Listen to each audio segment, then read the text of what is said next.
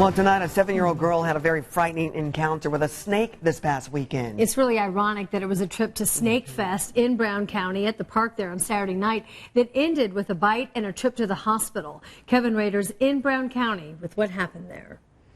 When you think of camping, this is what we usually think about.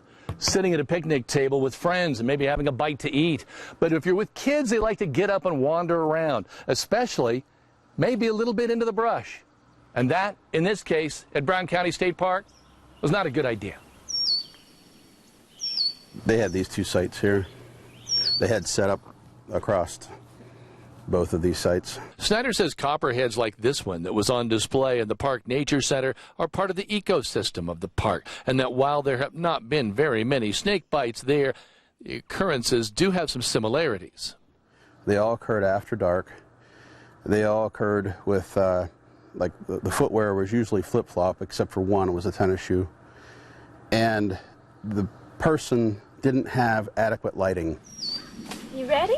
Laura Ashley decided she wanted to spend part of her Monday at the park walking her dog Link. I keep him on the trail, I stay on the trail, so definitely. And I usually wear higher boots just for knowing that snakes will bite right at your ankles.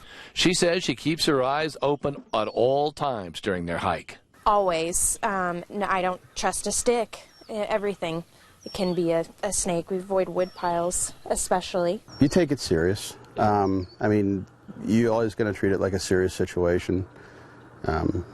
Having more than one venomous snake in the area changes things a little bit for us. One bite might be more severe than another. Once she was secured with the ambulance and all that, we come out and we made a search of the area just to try to understand better what occurred. Certainly not the way the park had hoped to celebrate Snake Fest.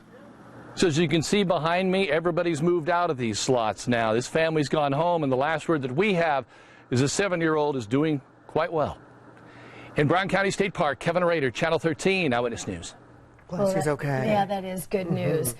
We looked into it and we found that there are more than 30 species of snakes that are native to the state of Indiana, but of those, only 4 of them are venomous. Yeah, in fact, they are the timber rattlesnake, the eastern Massasauga, the northern copperhead, and the western cottonmouth. Those are the 4 that are venomous. And some easy ways to identify them. They do have wider heads and narrower necks. They have heavy bodies and spade-shaped heads.